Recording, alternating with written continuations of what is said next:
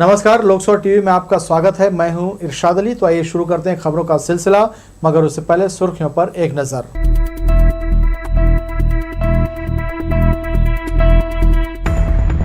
हड़ताल की वजह से राजस्व विभाग में बढ़ी पेंडेंसी, एसडीएम ने तेजी के साथ निराकरण के दिए निर्देश। 9 सितंबर को रायपुर आएंगे भाजपा के राष्ट्रीय अध्यक्ष। रोड शो और आम सभा के जरिए कार्यकर्ताओं को करेंगे रिचार्ज। 20 सितंबर से पटरी पर लौटेगी कोरबा बिलासपुर लोकल ट्रेन। 2.5 साल बाद लोगों को फिर से मिलेगी सुविधा। और गणपति के आकर्षक झांकियों के साथ शुरू हुआ विसर्जन का सिलसिला। देर रात तक भक्तों की पंडालों में लग रही भीड़। ये थी सुर्खियां। खबरें विस्तार से। शासकीय कर्मचारियों की हड़ताल की वजह से आय, जाति और मूल निवास प्रमाण पत्र बनाने युवाओं और उनके अभिभावकों को सबसे ज्यादा परेशानी हुई है। चॉइस सेंटरों और लोक सेवा केंद्रों से जो ऑनलाइन आवेदन दिए गए हैं वो तहसील में पहुंचकर अटक गए हैं। हड़ताल खत्म होने के बाद अधिकारियों की व्यस्तता के कारण प्रमाण पत्रों का ऑनलाइन सत्यापन नहीं हो पा रहा है। हालांकि एसडीएम ने अपने मातहतों को पेंडेंसी दूर कर प्रमाण पत्र जारी करने कहा है। बिलासपुर तहसील कार्यालय में सैकड़ों की संख्या में आय, जाति और निवास के आवेदन ऑनलाइन अटके हुए हैं। अधिकारी कर्मचारियों की हड़ताल खत्म होने के बाद भी पेंडेंसी अभी भी बनी हुई है। इधर एसडीएम तुलाराम भारद्वाज ने अपने मातहत अधिकारियों को निर्देश दिए हैं कि ऑनलाइन दस्तावेजों का परीक्षण कर तत्काल ज्यादा से ज्यादा प्रमाण पत्र जारी करें। इन दिनों स्कूल कॉलेजों में प्रवेश के साथ ही कई स्थानों में आय, जाति और मूल निवासी प्रमाण पत्रों की जरूरत हो रही है। समय पर प्रमाण पत्र नहीं मिलने से लोगों में खासी नाराजगी है। जैसे हड़ताल से हमारे तहसीलदार लोग वापस आए हैं तो फिर उनको तत्काल यानी कि जो निराकरण करने के निर्देश दिए हैं और समय सीमा में ही निर्देश उसको निराकरण करना है। और प्रमाण पत्रों के लिए हम लोग गांव में शिविर भी लगा रहे हैं। उस शिविर में भी बहुत सारे आवेदन मिले हैं, वो भी ऑनलाइन हम लोग उनका निराकरण कर रहे हैं और जल्दी ही उसको कैंप में ही जनप्रतिनिधियों के माध्यम से बंटवाया जाएगा। समय में प्रमाण पत्र नहीं बनने की वजह से छात्रों, युवाओं और उनके पेरेंट्स दफ्तरों के चक्कर काट रहे हैं। बहरहाल एसडीएम तुलाराम भारद्वाज के आदेश को उनके मातहत अधिकारी कितनी गंभीरता से लेते हैं, ये देखने वाली बात होगी। कैमरा पर्सन सुशांत सिंह के साथ आशीष मौर्य, लोकसभा टीवी, बिलासपुर। कलेक्टर सौरभ कुमार लगातार जनदर्शन के माध्यम से बिलासपुर की जनता की नब्ज को समझने का प्रयास कर रहे हैं। शिकायत और मांग को लेकर शहर सहित जिले के दूर दराज क्षेत्र से आने वाले लोगों की बातों को न सिर्फ गंभीरता से सुनते हैं बल्कि उनकी समस्या का समाधान कराने का भरपूर प्रयास भी करते हैं। कलेक्टर सौरभ कुमार को बिलासपुर में पदस्थ हुए बमुश्किल 1 महीने ही हुए हैं। वह लगातार आम लोगों से मिलकर उनकी समस्या और जिले की नब्ज को टटोल रहे हैं। दूर दराज से आने वाले ग्रामीण और शहर के लोगों को कलेक्टर के ना मिलने की नाराजगी नहीं होने दे रहे हैं। हर मंगलवार को अधिकारियों की बैठक लेने के बाद वह आई हुई आम जनता से खुद बिना किसी प्रोटोकॉल के मिलते हैं। सप्ताह में सिर्फ 1 दिन नहीं, जब जब वे दफ्तर में होते हैं सभी से बिना किसी परेशानी के मिलना पसंद करते हैं। समस्याओं को सुनने के बाद समाधान का प्रयास भी करते हैं। कलेक्टर का कहना है कि इस जिले में मांग और समस्या को लेकर लोग कलेक्टर से काफी अपेक्षा रखते हैं, जो उनके लिए गर्व की बात है। बिलासपुर एक बड़ा जिला है जिसमें शहरी परिवेश के लोग भी हैं, ग्रामीण परिवेश के लोग भी हैं, तो हर तरह की समस्याएं आती हैं।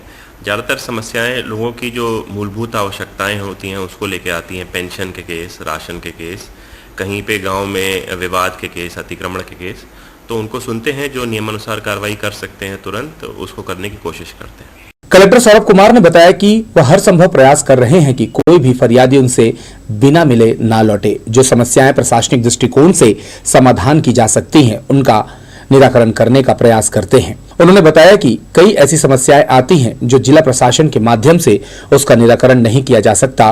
उसके लिए बकायदा उन्हें समझाया जाता है कि अगर न्यायालय का मामला है तो न्यायालय से ही सुलझेगा। हालांकि उनका मानना है कि समस्याओं का अंत नहीं होना है। आज कुछ समस्या है तो कल कुछ और कुछ समस्याएं होंगी जो लगातार आती रहेंगी। उन्होंने लोगों को भरोसा दिलाया है कि जिला प्रशासन उनके लिए हर समय तत्पर है। जो भी समस्या या मांग उनके हिसाब से होंगी वह जरूर पूरी की जाएगी। कैमरा पर्सन सतीश साहू के साथ इरशाद अली, लोकसभा टीवी, बिलासपुर। पिछले दिनों हुई चोरी के 3 अलग अलग मामलों में बिल्हा पुलिस ने एक आरोपी को गिरफ्तार किया है। पूछताछ में उसने जुर्म करना स्वीकार किया। आरोपी की निशानदेही पर पुलिस ने एलसीडी टीवी, मोटरसाइकिल और 3 नग मोबाइल बरामद किया है। पासीद निवासी आरोपी देवेंद्र जायसवाल आदतन बदमाश है, जिसके खिलाफ चोरी की धारा के तहत मामला दर्ज कर लिया गया है। संदेह के हिसाब से उसको पकड़ा गया, उससे पूछताछ किया तो अपना घटना घटित स्वीकार किया और अपना चोरी किए हुए माल को एक मोटरसाइकिल, एक LD TV और 4 मोबाइल पेश किया, जिसे विधिवत जब्ती करके उसको अपना आरोपी को न्यायिक रिमांड पर भेजा गया है। आरोपी ग्राम पासीद का है, देवेंद्र जायसवाल। प्रदेश के भाजपा नेताओं को रिचार्ज करने आगामी विधानसभा चुनाव में पूरी मजबूती के साथ उन्हें चुनाव लड़ने के लिए राष्ट्रीय अध्यक्ष को छत्तीसगढ़ आना पड़ रहा है। 9 सितंबर को जगत प्रकाश नड्डा राजधानी रायपुर में विशाल आमसभा को संबोधित करेंगे। इसके साथ ही जमीनी स्तर के कार्यकर्ताओं से भी चर्चा करने के बाद उन्हें आवश्यक दिशा निर्देश देंगे। 15 साल प्रदेश में भारतीय जनता पार्टी की सत्ता रहने के बाद वर्ष 2018 में जिस तरह से कांग्रेस पार्टी पूरी दमदारी के साथ और जरूरत से ज्यादा विधायकों को लेकर सत्ता में काबिज हुई है, उससे भाजपाइयों के होश उड़ चुके हैं। पिछले पौने 4 साल से जिस तरह से छत्तीसगढ़ में भाजपा नेताओं को कांग्रेस सरकार ने उठने नहीं दिया, उससे भाजपा के केंद्रीय नेतृत्व को और हलाकान कर दिया। यही कारण है कि प्रदेश में भाजपा नेताओं को जगाने और उनमें जोश भरने के लिए केंद्रीय नेताओं को छत्तीसगढ़ आना पड़ रहा है। इसके पहले पार्टी को बड़ा बदलाव कर इसकी शुरुआत भी कर दी गई है। 9 सितंबर को भाजपा के राष्ट्रीय अध्यक्ष जगत प्रकाश नड्डा राजधानी रायपुर पहुंचेंगे। यहां बड़ी संख्या में पहुंचने वाले भाजपा के पदाधिकारी और कार्यकर्ताओं को वे संबोधित करेंगे। इससे पहले राष्ट्रीय अध्यक्ष रोड शो भी करेंगे। माननीय जगत प्रकाश नड्डा जी राष्ट्रीय अध्यक्ष बनने के बाद पहली बार रायपुर और छत्तीसगढ़ आ रहे हैं। इसको लेकर भारतीय जनता पार्टी के कार्यकर्ताओं में बड़ा उत्साह है, बड़ा उमंग है और वे 9 सितंबर को सवेरे 11 बजे विवेकानंद एयरपोर्ट आएंगे। वहां कार्यकर्ताओं के द्वारा भव्य स्वागत किया जाएगा।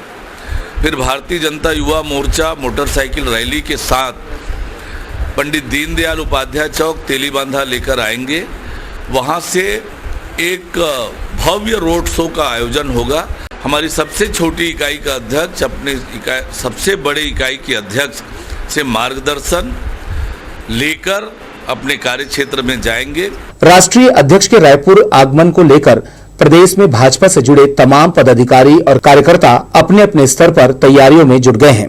विधानसभा चुनाव के लिए 1.25 साल बचा है। ऐसे समय में राष्ट्रीय अध्यक्ष का छत्तीसगढ़ आना पार्टी नेताओं के लिए बड़ी बात है। इसलिए विधानसभा में अपनी टिकट पक्की कराने के लिए ताकत दिखाने के अलावा परफॉर्मेंस बताने का यह अच्छा अवसर है। इसलिए पार्टी के नेता अपने लाव लश्कर के साथ एक बड़ी भीड़ के रूप में रायपुर में इकट्ठे होंगे, जिन्हें राष्ट्रीय अध्यक्ष संबोधित करेंगे।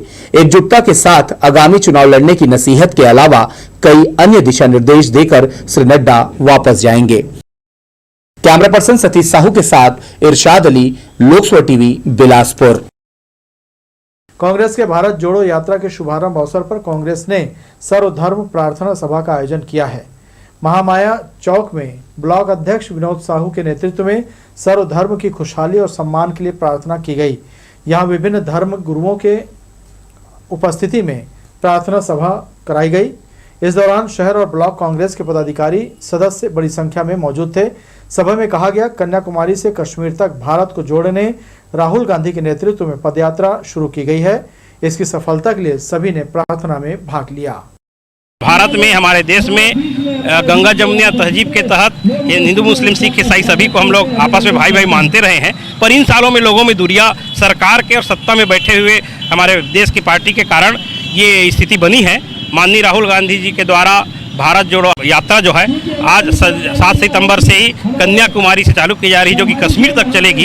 इस यात्रा के तहत प्रदेश कांग्रेस कमेटी द्वारा सभी ब्लॉकों में आज सर्वधर्म प्रार्थना सभा का आयोजन किया जा रहा है, जहां पर सभी धर्म के जो धार्मिक गुरु हैं एक संदेश देंगे कि हम सब कहीं भी रहे लेकिन हम आपस में हिंदुस्तानी हैं, देशवासी हैं, भारतवासी हैं और भाईचारा को बढ़ावा देने के लिए ये उद्देश्य से ये प्रार्थना सभा रखी गई है। बेलतरा क्षेत्र से काफी सक्रिय कांग्रेसी नेता त्रिलोक श्रीवास को पार्टी की तरफ से फिर से एक बार बड़ी जिम्मेदारी मिली है। श्रीवास को पार्टी ने बिहार प्रदेश कांग्रेस कमेटी का पिछड़ा वर्ग का प्रदेश प्रभारी नियुक्त किया है।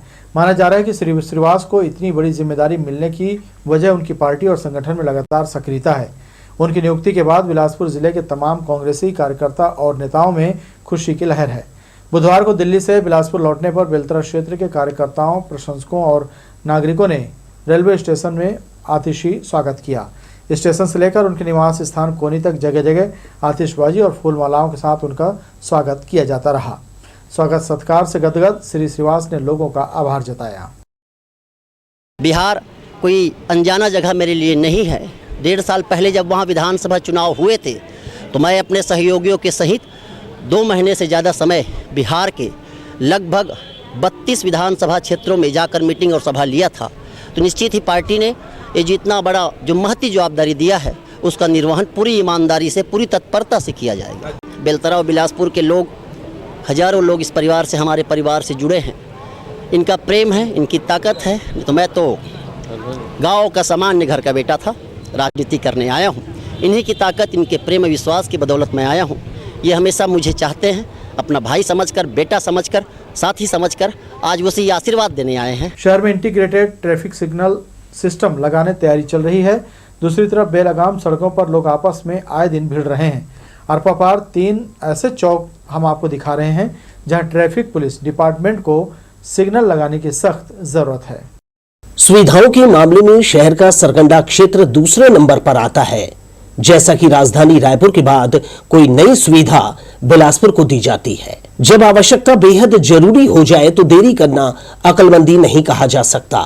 आइए आपको बता दें वो 3 पॉइंट्स जहां ट्रैफिक सिग्नल लगाना क्यों जरूरी है, जिसके कारण सरकंडा मुख्य मार्ग पर बेतरतीब वाहनों की आवाजाही से लोग हादसे का शिकार होते हैं। सरकंडा का पुराना पुल पार करते ही आपका सामना ट्रैफिक जाम से होता है। लोगों की भीड़ सुभाष चौक की तरफ और बहुत से लोग मुक्तिधाम की तरफ जाने जद्दोजहद करते दिखाई देते हैं। अमूमन ऐसा नजारा सुबह 9:30 बजे से शुरू हो जाता है और सारा दिन लोग एक दूसरे को मानो धक्का देने तैयार रहते हैं। आपाधापी के चलते वाहन चालक अक्सर आपस में उलझ जाते हैं। ट्रैफिक नियंत्रित करने इस तिराहे पर ट्रैफिक सिग्नल लगाना समय की मांग है। पिछले 15 सालों में सरकंडा क्षेत्र में आबादी तेजी से बढ़ी है। निजी और सरकारी संस्थानों में इजाफा हुआ है, लेकिन उसके मुकाबले नागरिक सुविधाओं में बेहद कमी है। सीपत मुख्य मार्ग अशोकनगर मोड़ के पास चौराहा बेहद खतरनाक है। चारों तरफ से आकर ट्रैफिक यहां गड़बड़ हो जाता है। अशोकनगर में बड़ी आबादी निवास करती है। इस लिहाज से इस चौक पर ट्रैफिक सिग्नल जितनी जल्दी हो सके लगाया जाना चाहिए। आसपास रहने वाले लोग बताते हैं सभी अपनी मर्जी से चलते हैं, आपस में टकराते हैं। सड़क पर हादसे का नजारा रोज दिखाई देता है। चौक में सर ट्रैफिक है, बहुत ज़्यादा भीड़ भाड़ हो जाता है। समय में लोगों को रोड पार करने में काफ़ी दिक्कत होता है जी।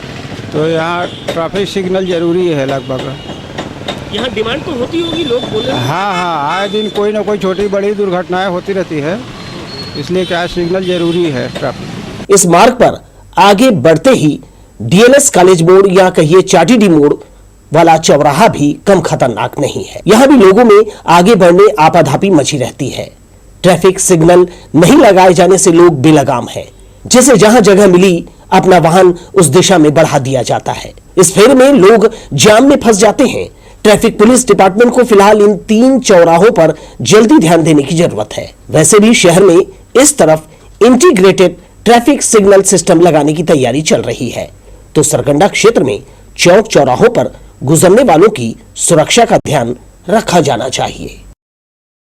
कैमरामैन राजा खान के साथ दिलीप जगवानी, लोकसभा टीवी, बिलासपुर। जिले भर की पुलिस नशे के खिलाफ अभियान छेड़ चुकी है। हिरे पुलिस भी इस पर अंकुश लगाने कमर कस लिया है। नेशनल हाईवे पर संचालित होटल, ढाबे सहित रात में बेवजह घूमने वालों की धरपकड़ शुरू हो गई है। पुलिस के इस अभियान से नशे के कारोबारियों में हड़कंप मच गया है। राष्ट्रीय राजमार्ग बिलासपुर रायपुर मार्ग में स्थित होटल और ढाबों में इन दिनों हिरे पुलिस ने नशे के खिलाफ अभियान छेड़ दिया है। बीती रात भी कुछ ऐसा ही हुआ जब पुलिस होटल और ढाबों की जांच के लिए पहुंच गई। इतना ही नहीं, हिरे थाना प्रभारी ब्रिजलाल भारद्वाज ने ढाबा संचालकों को नशा संबंधी सख्त निर्देश दिए। अक्सर देखा गया है कि नेशनल हाईवे के ढाबों में शाम होते ही शरारती तत्वों का मजमा लगना शुरू हो जाता है, जहां बाद में नशे की धुन में मारपीट सहित अनेक गंभीर आपराधिक घटनाएं सामने आती हैं। इन सभी पर रोक लगाने पुलिस ने चेतावनी के साथ ही गश्त बढ़ा दी है। नेशनल हाईवे रोड में जितने भी ढाबा संचालक हैं, होटल है, लॉज हैं, इसमें अवैध शराब नशा में जो भी है लिखता है उसका सघन चेकिंग की जा रही है। इसी तारतम्य में कल रात्रि में चेकिंग की गई और यहाँ लगातार सर्चिंग की जाती है। अभी 2-4 दिन पहले डीजल चोर को पकड़े हुए थे, इस पर कार्रवाई की गई थी। रात्रि में जो घूमते रहते हैं उनका गाड़ी भी को भी चेक की जाएगी। गाड़ी में ऐसे कुछ नशीली दवा या फिर कुछ सामान ना हो, उसका भी चेकिंग की जा रही है। हम आपको बता दें कि अभी कुछ दिनों पहले ही रात्रि गश्त के दौरान डीजल चोरी कर रहे 3 आरोपी पुलिस के हत्थे चढ़ गए थे। अगर इसी तरह पुलिस रात्रि गश्त और मुस्तैदी के साथ काम करे तो काफी हद तक अपराध को नियंत्रित किया जा सकता है। लोकसभा टीवी के लिए बिल्हा से धीरेन्द्र मेहता की रिपोर्ट। कोरोना की वजह से 29 महीने से रद्द रायपुर कोरबा और बिलासपुर कोरबा पैसेंजर 20 और 21 सितंबर से पटरी पर आ जाएगी। इन ट्रेनों को चलाकर रेलवे राहत तो दे रही है, लेकिन किराया भी अधिक वसूल करेगी। दरअसल दोनों पैसेंजर ट्रेन स्पेशल बनकर चलेंगी। मार्च 2020 में कोरोना की दस्तक के साथ ही ट्रेनों का परिचालन पूरी तरह से रोक दिया गया था। इसमें रायपुर कोरबा पैसेंजर और बिलासपुर कोरबा पैसेंजर ट्रेन भी शामिल थी। इस ट्रेन की आवश्यकता काफी दिनों से महसूस की जा रही थी। दरअसल अभी भी छोटे स्टेशन का सफर करने वाले यात्रियों को दिक्कतों से गुजरना पड़ रहा है। पैसेंजर ट्रेनें चलने से इन्हें सबसे ज्यादा फायदा होता है। इसके अलावा यात्रियों के पास गंतव्य तक पहुंचने के लिए एक विकल्प हो जाता है। ट्रेन के परिचालन से यात्रियों को राहत मिलेगी। हालांकि राहत के बदले उन्हें किराए के नाम पर अधिक कीमत चुकानी पड़ रही है। रेलवे सभी पैसेंजर ट्रेनों को इसी तरह स्पेशल बनाकर यात्रियों से अधिक किराया वसूल रही है। यात्री इससे नाराज है, पर वैकल्पिक व्यवस्था नहीं होने के कारण इस परिस्थिति में यात्रा करने की मजबूरी है। इसलिए अधिक किराया देने के बाद ही गंतव्य तक सफर किया जा सकता है। रेलवे के अनुसार Raipur Korba passenger special train 20 सितंबर प्रतिदिन रायपुर से शाम 6:30 बजे छूटेगी। वहीं बिलासपुर कोरबा पैसेंजर स्पेशल 20 सितंबर से बिलासपुर से सुबह 9:30 बजे से छूटकर 10:30 बजे चापा और 11:30 बजे कोरबा रेलवे स्टेशन पहुंचेगी। इसी तरह 08733 कोरबा बिलासपुर पैसेंजर स्पेशल भी 20 सितंबर से आगामी सूचना तक प्रतिदिन कोरबा से दोपहर 1:15 बजे छूटकर 3:40 पर बिलासपुर रेलवे स्टेशन पहुंचेगी। लोकसभा टीवी के लिए कैमरामैन जय साहू के साथ भूपेंद्र सिंह राठौर की रिपोर्ट। राजनांदगांव कलमना के बीच तीसरी लाइन जोड़ने के लिए 6 सितंबर तक अलग अलग तिथियों में रद्द 58 ट्रेनें अब वापस पटरी पर लौट चुकी हैं। बुधवार को इसका असर भी बिलासपुर से गुजरने वाली ट्रेनों में दिखा। आलम यह रहा कि जितनी भीड़ ट्रेन में थी उतनी ही संख्या में यात्री प्लेटफॉर्म पर नजर आए। लगातार मरम्मत कार्य, इंटरलॉकिंग व नई लाइन को मुख्य लाइन से जोड़ने का कार्य पूरा करने रेलवे ने 1 या 2 नहीं बल्कि थोक में ट्रेनें रद्द कर दिया था। इसी के मद्देनजर 58 ट्रेनों का परिचालन रोक दिया गया था। हालांकि रेलवे ने एक बार भी यह नहीं सोचा कि त्योहारी सीजन में यात्रियों को इसकी वजह से कितनी परेशानी उठानी पड़ेगी। जैसे तैसे 8 दिन गुजर गए। बुधवार से जब ट्रेनें पटरी पर लौटी तो यात्री भी घर से निकलकर स्टेशन पहुंचने लगे। एक सप्ताह से बंद ट्रेनें अपने अपने निर्धारित समय के अनुसार बिलासपुर स्टेशन पहुंची। यही नहीं, टिकट काउंटर से लेकर प्लेटफॉर्म में पिछले दिनों की अपेक्षा यात्रियों की अच्छी खासी भीड़ देखने को मिली।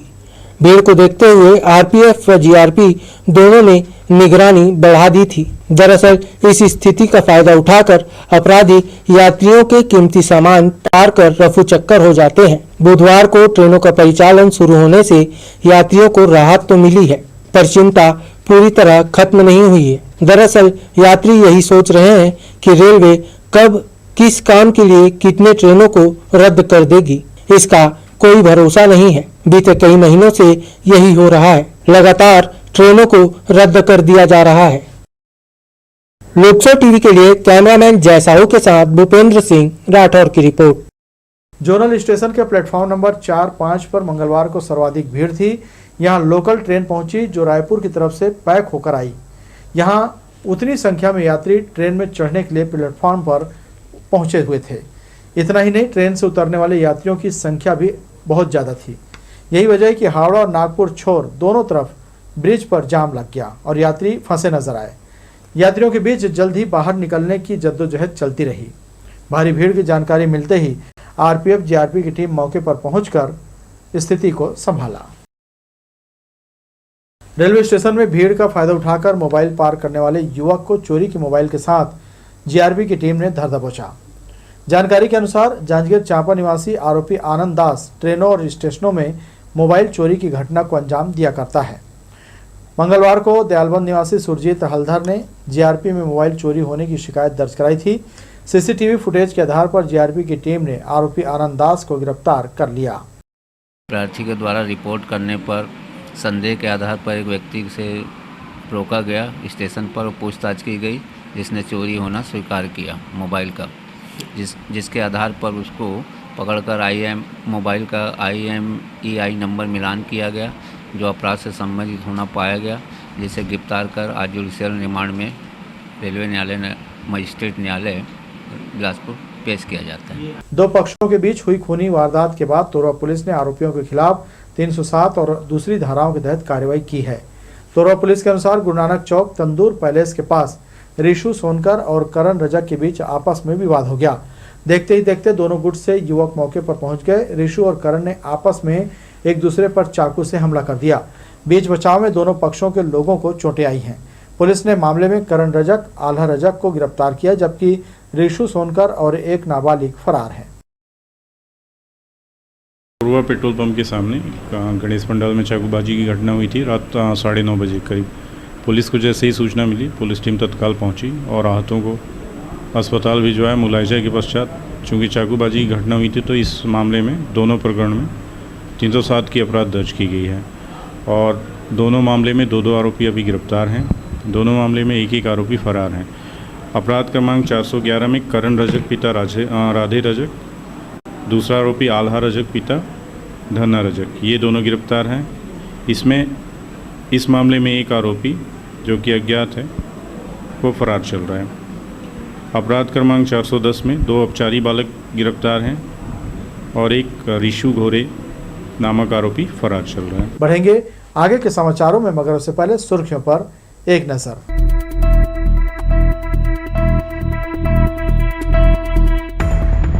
हड़ताल की वजह से राजस्व विभाग में बढ़ी पेंडेंसी। एसडीएम ने तेजी के साथ निराकरण के दिए निर्देश। 9 सितंबर को रायपुर आएंगे भाजपा के राष्ट्रीय अध्यक्ष। रोड शो और आम सभा के जरिए कार्यकर्ताओं को करेंगे रिचार्ज। 20 सितंबर से पटरी पर लौटेगी कोरबा बिलासपुर लोकल ट्रेन। 2.5 साल बाद लोगों को फिर से मिलेगी सुविधा। और गणपति के आकर्षक झांकियों के साथ शुरू हुआ विसर्जन का सिलसिला। देर रात तक भक्तों की पंडालों में लग रही भीड़। गणेश पूजा पूरे शबाब पर है। शहर के गली मोहल्लों सहित घरों में भी गणपति की प्रतिमाएं स्थापित की गई हैं, जहां परिवार के सभी सदस्य गौरी नंदन की पूरे भक्ति भाव के साथ आराधना कर रहे हैं। जगह जगह वक्रतुंड के विविध रूपों की मनोहारी प्रतिमाएं बरबस ही श्रद्धालुओं को आकर्षित कर रही हैं। हर कोई सच्चे दरबार में हाजिरी लगाने को आतुर है। चौतरफा भक्तिमय माहौल बना हुआ है। शाम ढलते ही सभी पंडाल रोशनी से जगमगा जाते हैं।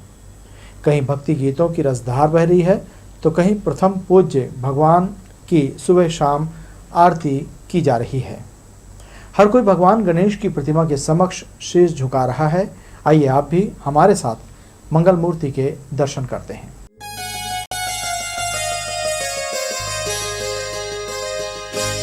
गजानंद महाराज पधारो, कीर्तन की तैयारी है। गजानंद महाराज पधारो, कीर्तन की तैयारी है। आओ आओ वेगा आओ, चाव दरस को भारी है।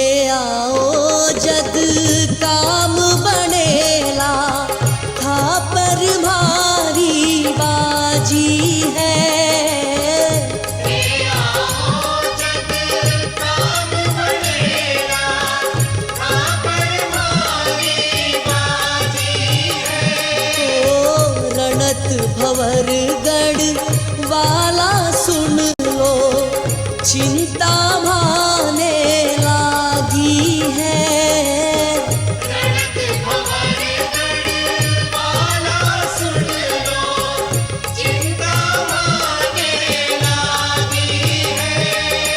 देर करो मत ना तरसाओ, शरणारज ये भारी है। गजानंद महाराज पधारो, कीर्तन की तैयारी है।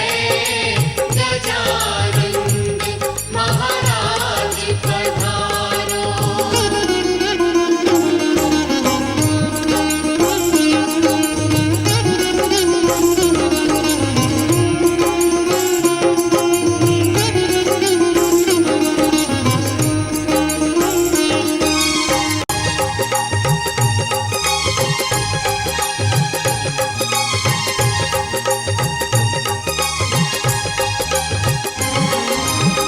रिद्धि सिद्धि संग आओ विनायक, देव दरस थारा भगताने।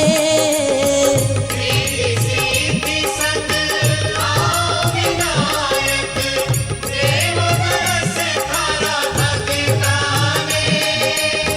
भोग लगावा धोक लगावा, पुष्प चढ़ावा चरणा में। भोग लगावा धोक लगावा, पुष्प चढ़ावा चरणा में। वो गजानंद थारा हाथा में, अब तो लाज हमारी है।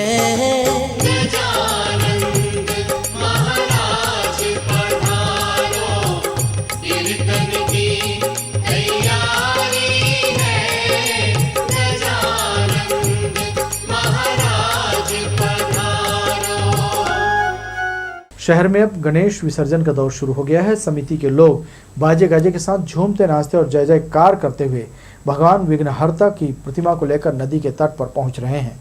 श्रद्धालुओं को छठ घाट में गंदगी के बीच भगवान की प्रतिमा को विसर्जन करना पड़ रहा है। नगर निगम को इस ओर ध्यान देने की जरूरत है, जिससे लोगों की आस्था को ठेस न पहुंचे। 40 दिनों से चल रहा सुखमनी पाठ का भोग साहब के साथ समापन किया गया। इस अवसर पर भाई वरियाराम दरबार में बहराना साहब की पूजा अर्चना की गई। भक्तों ने नृत्य कर अपनी खुशी का इजहार किया। वरियाराम दरबार में सुखमनी पाठ साहब 40 दिन चला। इस दौरान सुबह शाम आरती की गई। समापन अवसर पर श्रद्धालुओं ने भक्ति संगीत का खूब आनंद लिया। पूज्य सिंधी पंचायत शनिचरी पड़ाव के पदाधिकारियों ने बहराना साहब की पूजा अर्चना की। उत्साही महिला पुरुष श्रद्धालु इसे सिर पर धारण कर नृत्य कर रहे थे। भाई अमर वाधवानी और कटनी से आए भाई महेश कुमार और उनकी टीम ने भक्ति गीतों की झड़ी लगा दी। 30 जुलाई से सुखमनी का पाठ साहब 40 दिन का रखा गया था, जिसका आज विधिवत समापन हो रहा है। जिस तारतम्य में आज यहाँ साध संगत एक साथ उपस्थित हुई है। भजन कीर्तन सत्संग हुआ है और बहराना साहब की पूजा अर्चना हुई है और सुखमनी पाठ साहब का वचन आज समापन किया गया। समाज के लिए, समाज है, हिंदू धर्म है, उसके उत्थान के लिए प्रदेश में, देश में सुख शांति और अमन चैन हो, उसके लिए प्रार्थना की गई। सुखमनी पाठ तो विशेषकर महिलाओं का ही रहता है। सुबह शाम सुखमनी का पाठ किया जाए। 40 दिन का प्रोग्राम था।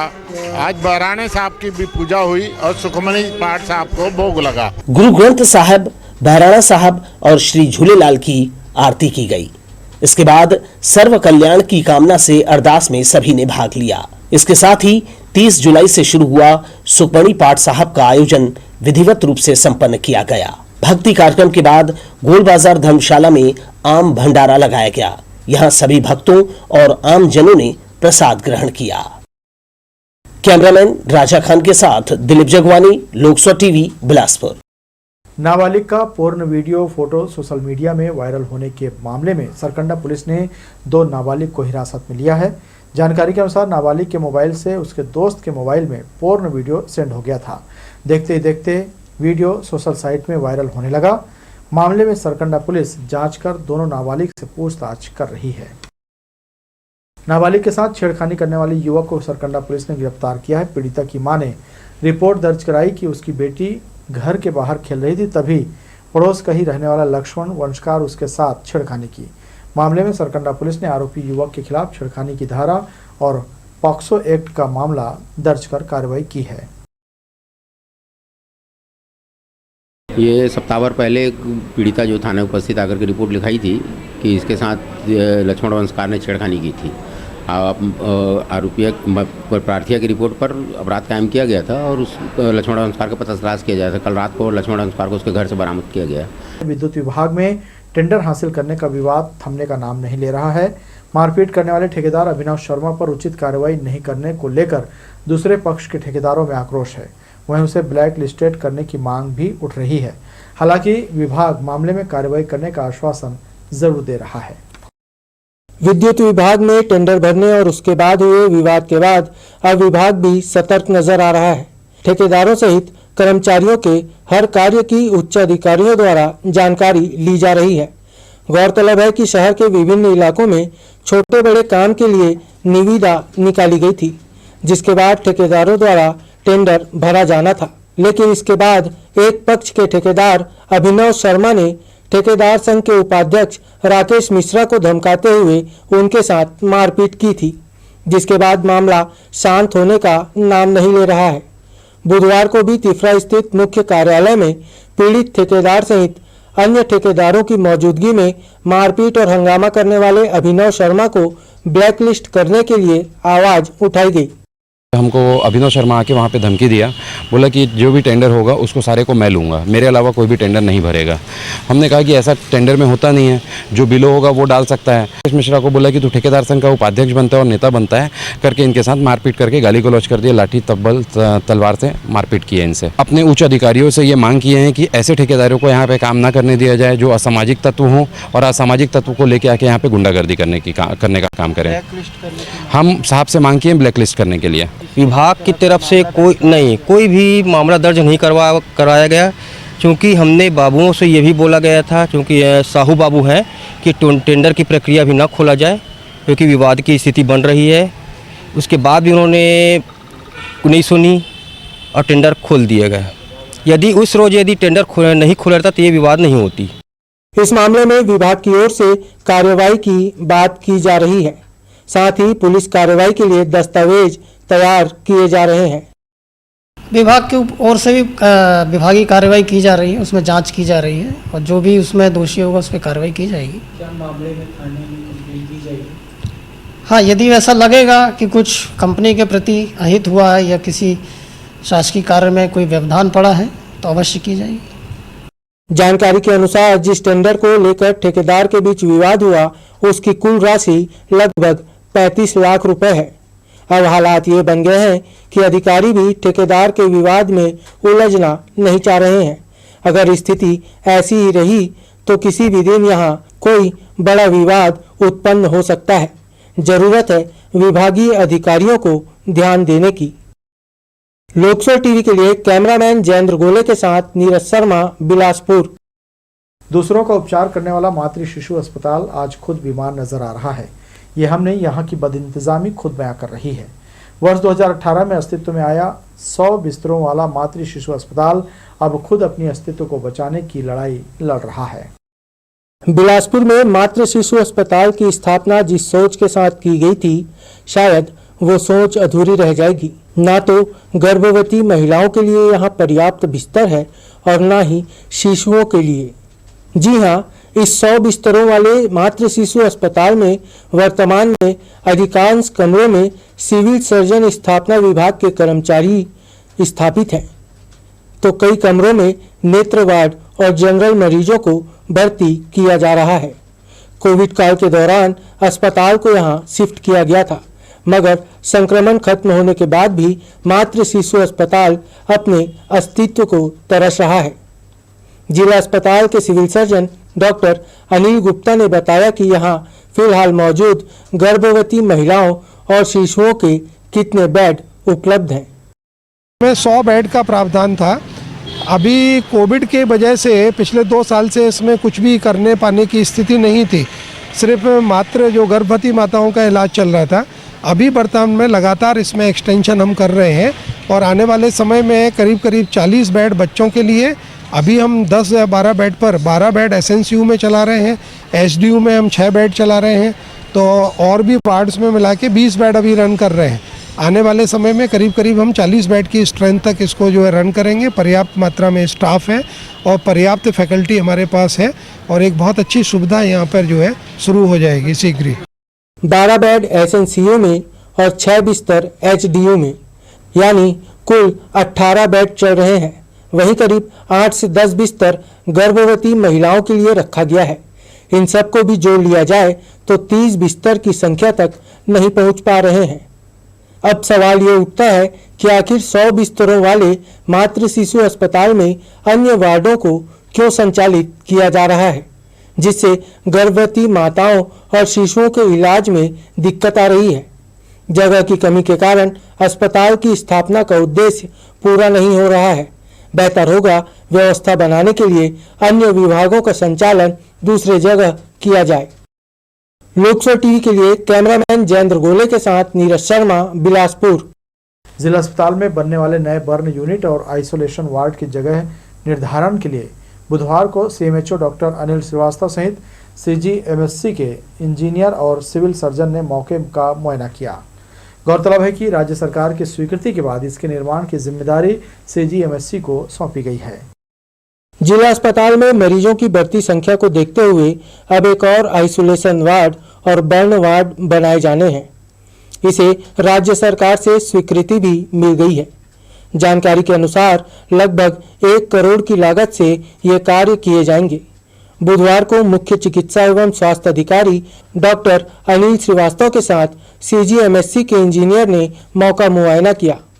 सीएमएचओ डॉक्टर श्रीवास्तव ने बताया कि मातृ शिशु अस्पताल के बगल में बने पुरानी ओपीडी के ऊपर वार्ड बनाए जाएंगे। निरीक्षण कर सीजीएमएससी को जगह दे दी गई है। जल्द ही कार्य शुरू हो जाएगा।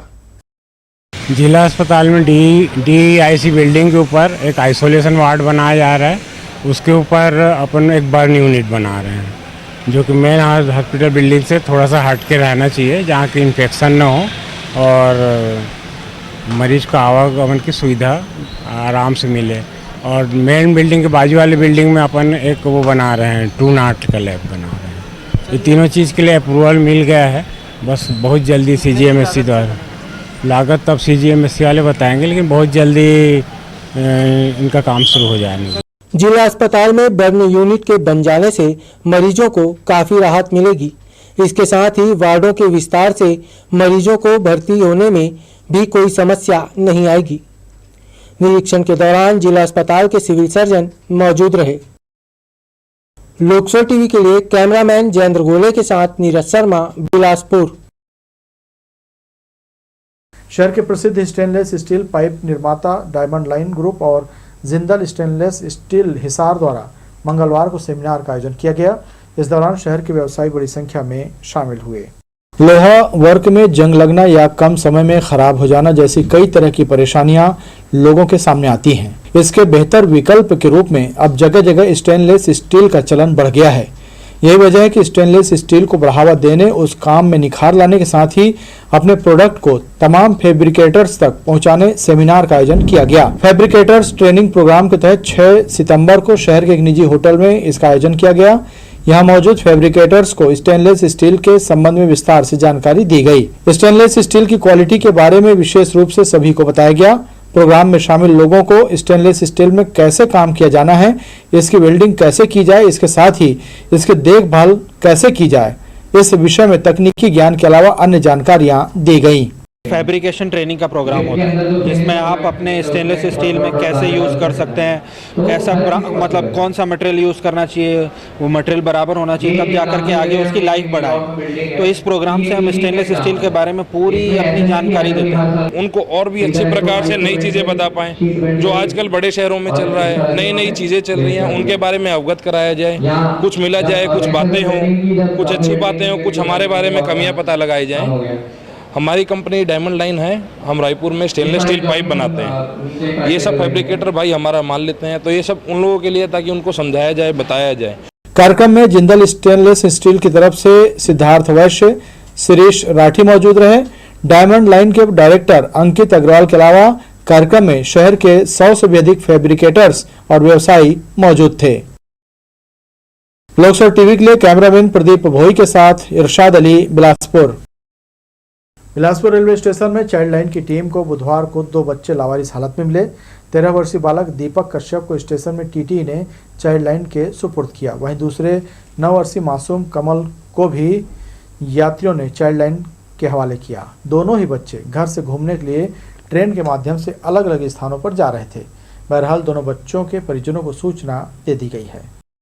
एक बच्चा मिला टीटी के द्वारा दिया गया है और एक बच्चे को सामान्य नागरिक के द्वारा दिया गया है। एक बच्चा है जो दिल्ली अपने माता के पास जा रहा था और अपने दादी से झगड़ा करके, और एक बच्चा का कहना है कि मेरे को घूमने का शौक़ है, इसलिए मैं घूमने के लिए निकल गया हूँ, तो मैं ऐसे ही घूमते रहता हूँ रेलवे स्टेशन। इनको सर बाल न्यायालय प्रस्तुत करेंगे, फिर वहाँ से आदेशानुसार इनके घर का वेरीफाई होगा, फिर इनके घर तक पहुँचाएंगे। तो ये थी हमारी लोकसभा टीवी की तमाम खबरें। अगले बुलेटिन में आपसे फिर होगी मुलाकात। तब तक के लिए इरशाद को दीजिए इजाज़त। नमस्कार।